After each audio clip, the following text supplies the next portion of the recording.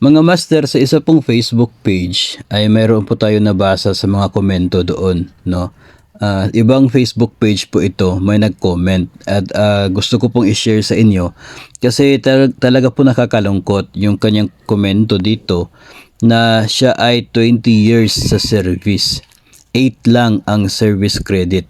Daig pa ako ng mga bata pa sa service, naka 30 na. So yung kasing service credits mga master ay hindi naman po yun automatic na dumadating, no, doon sa account ninyo. If kayo po ay nag-participate sa mga activities ng DepEd tulad po ng Brigada Eskwela o kaya ay ito pong early enrollment na activities o kaya ay doon po sa NLC, yung National Learning Camp, kayo po ay nagsiserve kapag may election. Lahat po ng yun ay meron pong service credits. Kapag nag-a-attend ka ng activities on Saturdays, Sundays o kaya ay holidays, pwede po yun na makakuha ka ng service credits. Pinaprocess po yun. Mayroon po yung requirements. Of course, normal po talaga na may requirement, no? Hindi to po talaga mawawala yung DTR mo sa araw na yon kasi that's a proof na talagang nandun ka. No? Yung mga seminars on weekends, dapat meron ka pa ring certificate of appearance kasi importante yon na talagang proof na nandoon ka. Tapos of course yung accomplishment report para meron kang ginawa talaga doon. Baka pumunta ka lang doon at natulog. So chine-check yung mga ganyan kasi sinasubmit po talaga yan and bago po siya pumapasok sa account mo na inyo pong service credits. Hindi po natin alam kung ano po yung nangyari kung bakit 8 days lang yung nakuha na service credits ni teacher sa loob ng 20 years. Kasi kadalasan pag ganyan kasi, sa amin kasi no, kapag mga Brigada Eskwela, early enrollment, NLC, magkasabay yung pag-process ng lahat ng mga teachers sa isang school. No, sabay-sabay yan sila. Isang submit lang ng documents ng mga teachers sa isang school para sabay-sabay yung pagpasok doon sa kanilang account ng service credits. Kaya nakapagtataka kung aktibo ka naman sa mga activities tapos yung mga kasamahan mo pumapasok yung service credits sa iyo ay hindi. Actually, pwede mo naman po talaga yung maireklamo, pwede po yung matrace. Nangyari na po sa amin yan one time. No? Yung, for example, yung NLC, yung mga kasamahan mo may service credits pumasok, sa iyo wala. Tapos kasali ka na sa sinubmit na documents. So pwede pong matrace, no, yung documents na yun, makikita na nandun yung papers mo. So nai-record din naman po yun.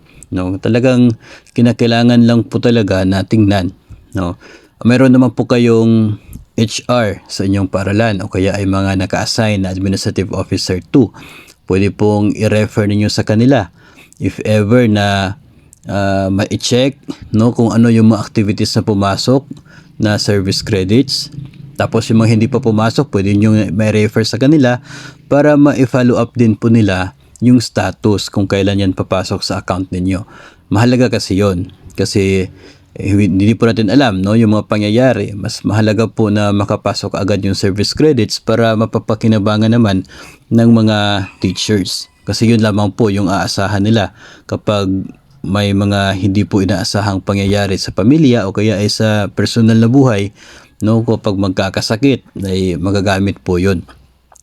Nakapagtataka lang talaga kung bakit 8 days lang, no, yung pumasok. Siguro pag kayo naman po sa inyong part, for example kayo ay kapag nagtatanong kayo kung ilan yung service credits ninyo, sasabihin na ito lang, maliit lang yung naipon. Tapos alam niyo sa sarili niyo na marami naman kayong sinalihan na activities at nakapag-submit kayo ng mga documents para doon sa service credits, pwede niyo pong talagang i-refer sa mga naka-assign na AO2 sa inyo para na sa ganun ay ma-refer din po yun nila at ma-check. No, kasi part po yun sa trabaho ng mga administrative officer 2 po natin. Part po yun na atin pong HR na mga trabaho, no? So sana po ay hindi kayo magpapastress sa mga ganyan. Pwede niyo na pong i-refer talaga sa kanila kasi part yun ng trabaho nila. Ipasa nyo sa kanila para hindi na kayo pupunta pa ng division office at kung saan-saan para mag-follow up, no?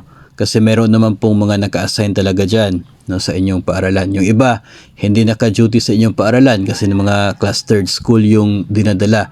No? So, pero I'm sure na mayroon talagang personnel na talagang binibigay, no, or ina-assign ang inyong division office for that purpose. No, kasi sayang yung service credits kung aktibo ka tapos hindi naman pumapasok sa account mo, hindi mo siya mapapakinabangan. So, refer lang talaga mga master, no, and it's part of our personal responsibility sa sarili po natin na hindi po magiging thank you yung mga activities na ginagawa po natin para po sa ahensya.